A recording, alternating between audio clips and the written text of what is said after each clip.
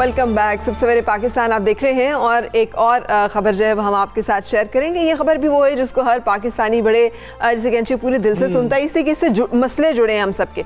और मसला है बल्दियाती इंतखाबात का, जिसके ना कराने पर सुप्रीम कोर्ट इलेक्शन कमीशन पर बरस पड़ी। बल्दियाती इंतखाबात का शेड्यूल देने के लिए इलेक्शन कमीशन को 1 हफ्ते की मोहलत दे दी और अदालत ने बल्दियाती इंतखाबात ना कराने के मामले पर attorney general, chief election commissioner और इलेक्शन कमीशन के मेंबरान को फौरी तलब किया। दौरान समाअत जस्टिस काजी फायज ईसा ने आर्टिकल 6 का हवाला भी दिया।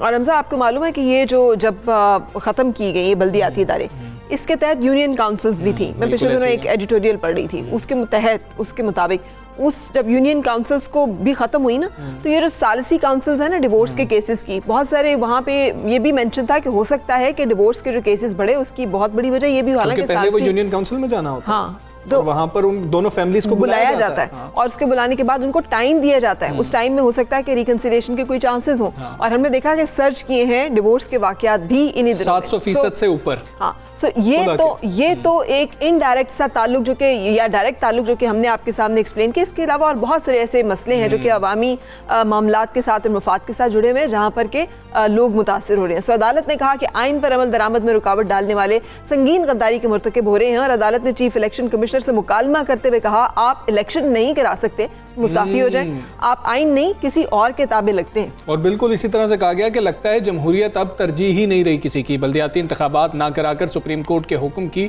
खिलाफ वर्जी की जा रही है। जस्टिस फायज ईसा ने खैबर पख्तूनख्वा को केपी कहने पर भी चीफ इलेक्शन कमिश्नर को झाड़ पिलाते हुए कहा कि आप आईनी ओहदेदार हैं, सूबे का नाम खैबर पख्तूनख्वा क्यों नहीं लेते, सूबे के अवाम में नफरतें ना फैलाएं। और ये जो सुप्रीम कोर्ट ने इलेक्शन कमीशन से पंजाब, सिंध, बलूचिस्तान में बल्दियाती इंतखाबात का शेड्यूल तलब करते हुए हिदायत की कि पेशरफ्त रिपोर्ट आइंदा 4 फरवरी को जमा कराई जाए। इस हवाले से हम बातचीत करेंगे और हमारे साथ मौजूद हैं सीनियर जर्नलिस्ट एंड दानिश्वर सलमान आबिद साहब।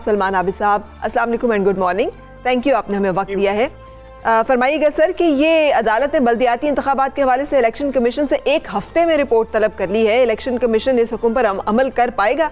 ये जो टाइम है ये काफ़ी है उनके लिए कि वो इसके बारे में कोई प्लान ऑफ एक्शन मुरतब कर सकें? देखिए, बदकिस्मती पाकिस्तान में ये है कि जमहूरियत की बुनियादी नर्सरियां जो है, यानी जिसको आप लोकल गवर्नमेंट कहते हैं, ये मफलूज है, कमजोर है और इस वक्त एब्सेंस में है। यानी चारों सूबों में इस वक्त लोकल गवर्नमेंट एग्जिस्ट ही नहीं करती। जो डेमोक्रेटिक कॉन्टेक्स्ट में जो बुनियादी इंस्टीट्यूशन है उनका ना होना, यही वजह है कि पाकिस्तान में गवर्नेंस के मसाइल दिन ब दिन बढ़ते जा रहे हैं। अब ये जो अपना अदालत ने कहा है इलेक्शन कमीशन से, पिछले दिनों तमाम सूबाई हुकूमतों के लोकल गवर्नमेंट के जो वजीर हैं उनको तलब किया गया था, उनसे शेड्यूल मांगा गया था लोकल गवर्नमेंट का। तो खैबर पख्तूनख्वा ने और पंजाब ने 13 सितंबर की डेट दी है और कहा है कि हम 13 सितंबर से पहले इलेक्शन कराने की पोजीशन में नहीं है। और वो बुनियाद बनाते हैं कोविड के कॉन्टेक्स्ट में जो उसके बाद की सिचुएशन क्रिएट हुई है। अब देखना ये है, आपको ये भी याद होगा फरा के 2015 के जब लोकल गवर्नमेंट के इलेक्शन हुए थे तो वो भी सुप्रीम कोर्ट की मुदाखलत की बुनियाद पे हुए थे। यानी सुप्रीम कोर्ट ने जब फैसला दिया उसकी रोशनी में फिर सूबाई हुकूमतों ने इंतखाबात करवाए थे। सूबाई हुकूमतों ने अपनी मर्जी से इंतखाबात नहीं करवाए थे। और अभी भी लग ये रहा है कि मसला जो है शायद सूबाई हुकूमतें अपनी सतह पे हल ना कर सके और अदालत ही को उसके अंदर कोई फैसला सुनाना पड़े, तब जाकर ये लोकल गवर्नमेंट के इलेक्शन होंगे। हालांकि आपको मालूम है फरा के जो आर्टिकल 140A है, 140A 73 के कॉन्स्टिट्यूशन का, वो बड़े गारंटी देता है कि तमाम सूबाई हुकूमतें पाबंद हैं इस बात की कि वो अपने अपने सूबे में ना सिर्फ लोकल गवर्नमेंट के इलेक्शन करवाएंगी बल्कि वहां इक्तदार जो है ब्यूरोक्रेसी के मुकाबले में अवाम के मुंतखब नुमाइंदों को देंगी। और साथ साथ जो सबसे इंपॉर्टेंट पॉइंट है उस आर्टिकल 140A का, वो ये है कि तमाम सूबाई हुकूमतें पाबंद है कि वो सियासी, इंतजामी और माली बुनियादों पर इख्तियारात जो है वो नीचे लोकल गवर्नमेंट को देकर इसको ज्यादा स्ट्रॉन्ग करेंगी। और एक और आर्टिकल है, आर्टिकल 32 कॉन्स्टिट्यूशन ऑफ पाकिस्तान का, वो इंश्योर करता है कि इसमें औरतों की, किसानों की, मजदूरों की, अकलियतों की और नौजवानों की जो नुमाइंदगी है उसको ज्यादा मौसर और इफेक्टिव बनाया जाए। अब प्रॉब्लम यह है कि हमारी सारी सियासी जमातें जो जमहूरियत के बड़े बड़े दावे करती हैं और रोजाना की बुनियाद पे कॉन्स्टिट्यूशन पे अमल दरामद की बात करती हैं, लेकिन अपने अपने सूबे में कॉन्स्टिट्यूशन पर अमल दरामद करने के लिए सलमान आबिद साहब, वजह क्या है? क्या हुकूमतें पॉपुलर नहीं रही हैं अपने सूबों के अंदर? वो करवाना इसलिए नहीं चाह रही कि शायद उसमें जाएंगे तो मसला पड़ जाएगा कि हम पॉपुलर तो हैं नहीं और हमें शायद हमारे नुमाइंदे भी आगे नहीं आएंगे, फिर उनको फंड्स भी देने पड़ेंगे और अगले इलेक्शन के लिए दूसरी पार्टी स्ट्रांग हो जाएगी। बल्कि ये सवाल था मोअज़्ज़ज़ जज का, उन्होंने कहा कि अगर आप मकबूल हैं तो इलेक्शन करवा क्यों नहीं देते, आप क्यों नहीं करवाते हैं ये बल्दियाती इंतखाबात? देखिए, मसला मकबूलियत का नहीं है, मसला हमारी उस पॉलिटिकल अप्रोच का है कि हम अभी तक एक सेंट्रलाइज्ड बेस्ड सिस्टम चलाना चाहते हैं, यानी ज्यादा से ज्यादा इख्तियारात अपने पास रखना चाहते हैं। एमएनएस एमपीएस जो है वो नहीं चाहते कि पाकिस्तान में लोकल गवर्नमेंट का सिस्टम स्ट्रांग हो और ये जो डेवलपमेंट फंड्स के जो बड़े बड़े वसाइल हैं ये निचली सतह पे जाकर लोकल काउंसलर और वहां के जो चेयरमैन और वाइस चेयरमैन तक जाए। तो मैं भी ये समझता हूं कि बुनियादी तौर पे हमने 18वीं तरमीम जो 2010 में की थी उसमें कहा था कि वफाक सूबों को इख्तियारात देगा और सूबे फिर डिस्ट्रिक्ट को इख्तियारात देंगे और फिर आगे तहसील को जाएंगे और फिर यूनियन काउंसिल में जाएंगे। अब प्रॉब्लम यह है कि वफाक ने तो अपने इख्तियारात दिए सूबों को, आगे से सूबे अपने इख्तियारात देना नहीं चाहता। तो मैं ये समझता हूं कि आज भी लोकल गवर्नमेंट में ना होने की जो सबसे बड़ी रुकावट है वो हमारा प्रोविंशियल एटीट्यूड है, जो सेंट्रलाइज्ड बेस्ड सिस्टम लाके सारे इख्तियारात सूबे के अंदर रखता है। और यही वजह है कि आप देखिए कि मिसाल के तौर पे पंजाब के 36 डिस्ट्रिक्ट है ना, तो आपको डेवलपमेंट सिर्फ 5-10 डिस्ट्रिक्ट में नजर आएगी, बाकी डिस्ट्रिक्ट में पैसा जा ही नहीं रहा, जिसकी वजह से वहां डिस्पैरिटीज पैदा हो रही है, जिसकी वजह से वहां डेवलपमेंट नहीं हो रही है। तो मैं ये समझता हूं कि अदालतों को खुद एक बड़ा फैसला करना होगा और प्रोविंशियल गवर्नमेंट्स को बाउंड करना होगा डेट वाइज कि वो इस डेट तक ये इलेक्शन करवाएं, वगरना सूबाई हुकूमतें इलेक्शन कराने के बारे में ज्यादा संजीदा नहीं है। ठीक है, बिल्कुल सही। लेकिन आप ये भी फरमा दीजिएगा, वज़ीर-ए-आज़म ने कहा, ऐलान भी किया है, उन्होंने कहा कि 50-50 लाख रुपया जो है वो अगले साल दिया जाएगा डेवलपमेंट फंड्स के नाम पे। लोकल गवर्नमेंट जो है मौजूद नहीं है। अब आपके ख्याल में अगर ये प्रेशर आता भी है कि लोकल इलेक्शंस जो है वो करवाए जाएं, तो सूबाई हुकूमतें किस दर्जे इसमें विलिंग होंगी और कितना वो इस अमल को जो है सहूलत के साथ बना सकेंगी? या आपको लगता है कि रखना अंदाजी का ये सिलसिला जो ये चलेगा, आपको होते दिखाई देते हैं, आप देख पा रहे हैं कि ये इलेक्शंस होंगे, बल्दियाती इंतखाबात हो पाएंगे? जी, मुझे लगता है कि इस साल 2021 में आपको किसी ना किसी शक्ल में लोकल गवर्नमेंट के इलेक्शन लाजमी कराने पड़ेंगे, एक बात। और मैं ये इलेक्शन होते हुए भी देख रहा हूं, लेकिन मुझे जो सबसे बड़ा प्रॉब्लम है कि इलेक्शन कराने के बाद क्या आप उन लोगों को इख्तियारात देंगे, इंतजामी और माली इख्तियारात, वो मुझे वहां पे क्वेश्चन मार्क है। और ये एमपीएस एमएनएस चाहेंगे कि ज्यादा से ज्यादा इख्तियारात उन्हीं के पास रहे। तो मसला सिर्फ इलेक्शन कराना नहीं है, बल्कि इलेक्शन करा के उनको पावर्स भी शेयर करनी है ना, फाइनेंशियल पावर, एडमिनिस्ट्रेटिव पावर देंगे तो ये नीचे ज्यादा बेहतर तरीके से इफेक्टिव फंक्शनिंग कर सकेंगे ना। अगर आपने कॉस्मेटिक्स के तरीके से इदारे बनाने हैं तो उसकी कोई अहमियत नहीं है। अगर आपके इदारे चलाने हैं तो उनको उसी तरीके से चलाएं जो कॉन्स्टिट्यूशनल रिक्वायरमेंट्स के जुमरे में आते हैं, और आप उसको कॉन्स्टिट्यूशनल रिक्वायरमेंट के जुमरे में लाके इफेक्टिव लोकल गवर्नमेंट लाएं। जो पूरी दुनिया की बहस है कि गवर्नेंस का सिस्टम उसी सूरत में ठीक हो सकता है जब आप एक strong, effective, independent local government को इंश्योर करें अपने डेमोक्रेटिक पॉलिटिकल सिस्टम में।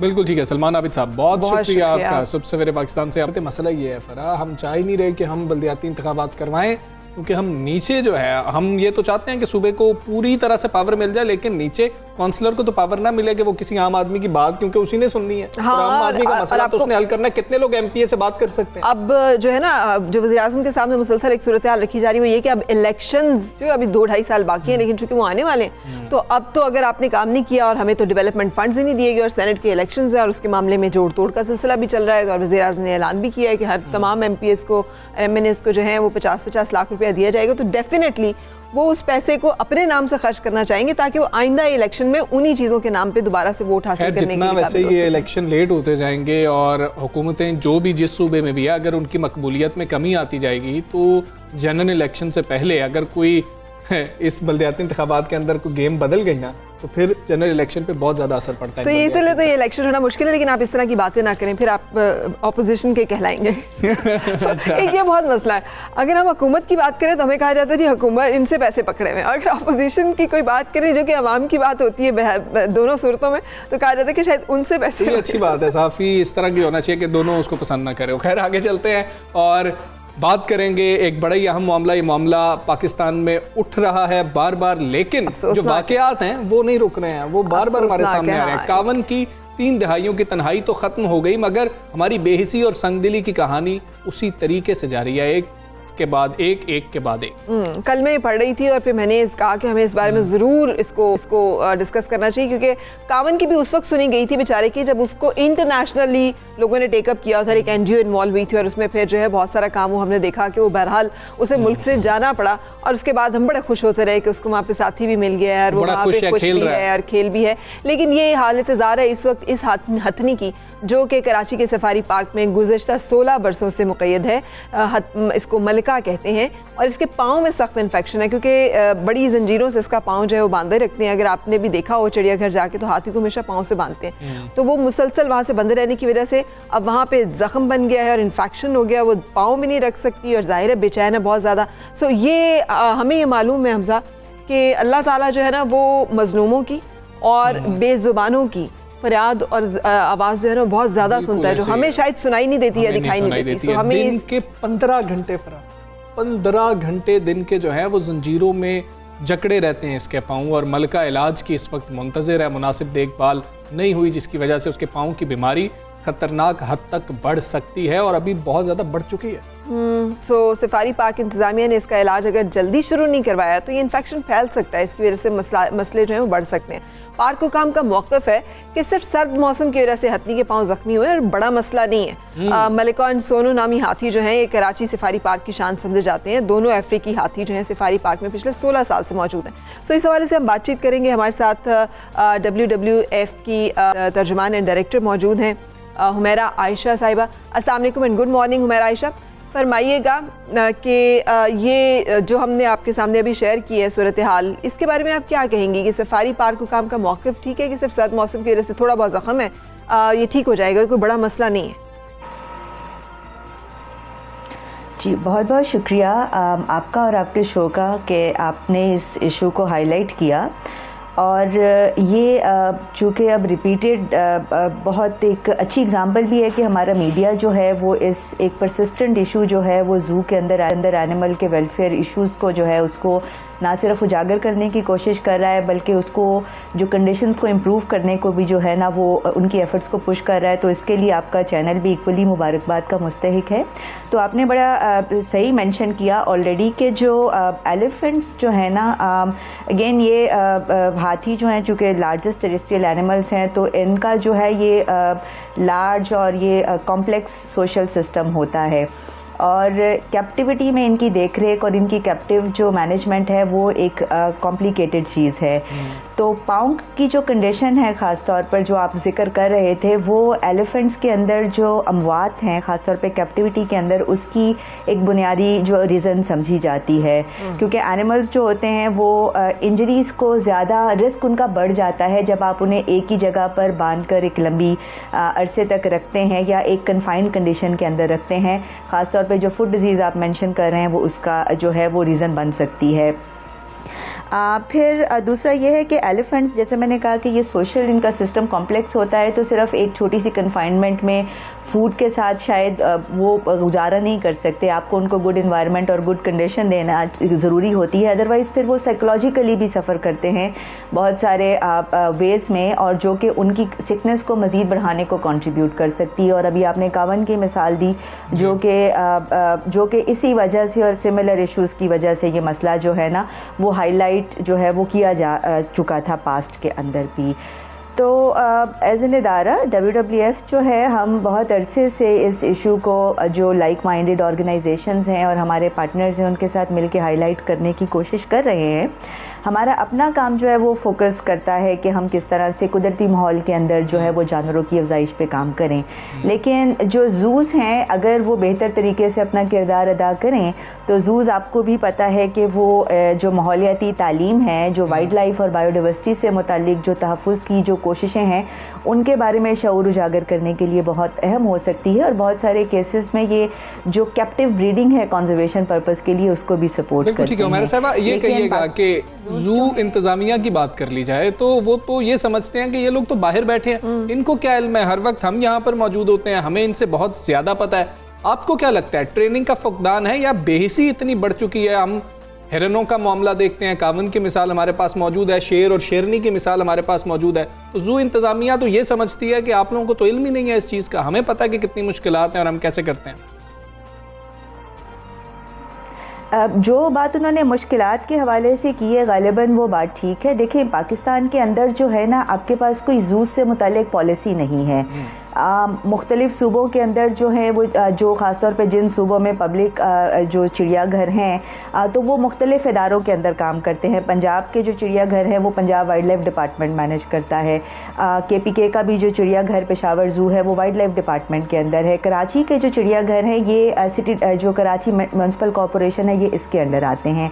तो ये एडमिनिस्ट्रेटिव आस्पेक्ट जो है, ये एक इम्पॉर्टेंट चीज़ है जिसको हमें कंसिडर करना चाहिए एक्सपर्टीज़ और कैपेसिटी के ज़ुमरे में। दूसरी सबसे बड़ी बात जो मैं बात करना चाह रही थी पहले भी, कि देखिए पाकिस्तान के अंदर आज भी जो चीज़ हम लैक करते हैं वो है हमारे पास एक जू पॉलिसी का होना या जू से मुतालिक लेजिस्लेशन का होना। अगर हमारे पास एक हार्मोनाइज लेजिस्लेशन है तो एटलीस्ट हमारे जो सूबाई सतह के ऊपर जो है जू से मुतालिका जो कवायद हैं, जू से मुतालिका जो रूल्स हैं कि एनिमल की जो हाउसिंग की क्या तरीके होने चाहिए, कुछ बड़े खुशाइंद इक़दामात भी रिसेंटली लिए गए हैं कैप्टिव ब्रीडिंग के लिए एलिफेंट्स को लाने से मुतालिक। लेकिन उससे बेहतर ये है हमारे जो उससे अहम स्टेप ये है कि जो हमारे पास है उसको हम कैसे बेहतर और इम्प्रूव कर सकें। जैसे मिसाल के तौर पर एक इंटरनेशनल ऑर्गेनाइजेशन है world aquarium association for zoos and aquarium, जिसका कि एक कोड ऑफ जो है वो ethics and animal welfare standards हैं जिसको कि डेफिनेटली फॉलो किया जाना चाहिए। फिर हम लिमिटेड रिसोर्सेज के साथ, हमारे पास बहुत कम वसाइल होते हैं, हमारे पास बहुत कम ट्रेंड स्टाफ होता है जो कि एनिमल बिहेवियर और स्पेसिफिक एनिमल्स जो वाइल्ड एनिमल्स हैं उनकी केयर के मुतालिक जो है वो मालूमात रखता है। और ये एक जो है ये हार्मोनाइज मसला है पूरे पाकिस्तान के ऊपर। तो जब तक हम इन चीज़ों को एड्रेस नहीं करेंगे तो इस तरह के मसाइल जो है और इस तरह के जो प्रॉब्लम्स हैं ये आते रहेंगे। और इन्हीं मसाइल्स को जो है ना हल करने के लिए हमें मिलकर इसको जो है अपनी एफर्ट्स को हाईलाइट करना पड़ेगा। So Humaira, what is stopping us? मसला क्या है, हम क्यों इस तरह की पॉलिसी नहीं बना पा रहे? अगर मीडिया भी तड़पता है, लोग भी महसूस करते हैं कि इस तरह से, देखिए हमारा एक इन तमाम चीज़ों से हटकर एक फेथ भी तो है ना कि बद्दुआएं हैं, जानवर हैं, अगर आप उनका ख्याल नहीं रख सकते कम से कम आप उन्हें परेशान ना करें, तंग ना करें। ये सेंसिटिविटी एंड ये इशू एक आम आदमी के लेवल पे भी मौजूद है, तो फिर ये हमारी पॉलिसीज़ में रिफ्लेक्ट क्यों नहीं कर रही और उसको मसले को जो हल है वो क्यों नहीं किया जा सकता? जैसे अभी बात की भावलपुर में चीतल हिरन जो है वो मर गए, उसके बारे में कोई हुई इंक्वायरी, लेकिन कोई उसके नतीजे में हमें हल नहीं समझ आता कि उसका कोई एक ऐसा हल निकला कि आइंदा ऐसा वाकया जो है वो ना हो सके। हमने देखा पूरा इस्लामाबाद जू भालू भी भेज दिए, हमने कावन भी भेज दिया, अब यहाँ पे हाथी के साथ भी वही सूरत हाल है। तो मसले जो हैं वो हल नहीं हो रहे हैं। इसके लिए कोई मरबूत जो पॉलिसी है वो कब बनेगी?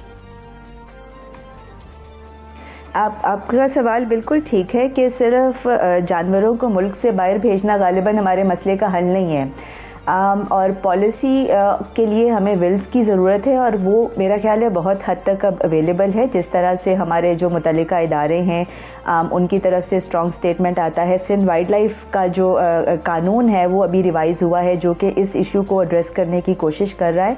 तो आई थिंक इसको अगर एक तरह सम अप करने की कोशिश करें तो हमें सबको जो है ना मिलकर एक कॉमन प्लेटफॉर्म पर आना पड़ेगा और उस प्लेटफॉर्म के तहत जो है ना मुतल्लिका इदारे जो हैं वो मिल करके जो है ना एक कॉमन लाहे अमल जो है ना इस पर कर सकते हैं। लेकिन जो आपका पॉइंट ख़ास तौर पे पॉलिसी मेकर से ज़्यादा मैं इंडिविजुअल्स की भी यहाँ पर बात करना चाहूँगी कि हमारी पब्लिक भी जब जूस को यूज़ करती है तो तकरीबन बहुत सारे लोग तो सेंसिबल हैं और वो रिस्पेक्टफुली ट्रीट करते हैं, लेकिन अनफॉर्चुनेटली हमारी पब्लिक की भी अवेयरनेस रेजिंग की बहुत ज़्यादा ज़रूरत है इन चीज़ों के ऊपर। ना सिर्फ एलिफेंट बल्कि ऐसे एनिमल ख़ास तौर पे वाइल्ड लाइफ जो कैप्टिविटी में रखी जाती है। अब आपको याद होगा पिछले साल एक न्यूज़ सरफेस हुई थी तो कराची जू के अंदर जो थे वो मार्च क्रोकोडाइल का एक जोड़ा था, तो वो पूरे के पूरे जो थे वो पान की पीकों के साथ कवर हुए हुए थे जो विजिटर्स उनके ऊपर फेंक रहे थे। तो इंडिविजुअल्स की अवेयरनेस और उनकी जो वो जो चीज़ है वो बड़ी इंपॉर्टेंट है, और उनकी विल को सपोर्ट करना ना, तो ये बेसिकली हम सबका मिलकर एक जो है वो कॉमन काम है। और इसी तरह से जो जूस का मसला है, इसे हमें कौमी सतह पर और सूबाई सतह पर जो है वो इफेक्टिवली टेकअप करने की जरूरत है। ठीक है, कौमी सतह पर, सूबाई सतह पर उठाने की जरूरत है इस मामले को। बहुत शुक्रिया आपका। Manager conservation WWF Umaira Ayesha साहिबा हमारे साथ मौजूद थी, सुबह सवेरे पाकिस्तान से बात कर रही थी। तो हमें इस मामले में सेंसिटिविटी से काम लेना है, लेकिन ये तो जानवर हैं जो कि कैद में होते हैं और उनके बारे में हम इतने लाइल में बेखबर होते हैं। कहीं आप इंसानों की जेलों में चले जाएं और वहाँ पर हालात देखें तो वो देखकर तो शायद हम भूल ही जाएं बाकी मसाइल जो हैं वो क्या होते हैं। हम उनके बारे में क्या सोचेंगे, हम इंसानों के बारे में नहीं सोच रहे। एक ब्रेक लेते हैं, ब्रेक के बाद आपसे फिर मिलते हैं।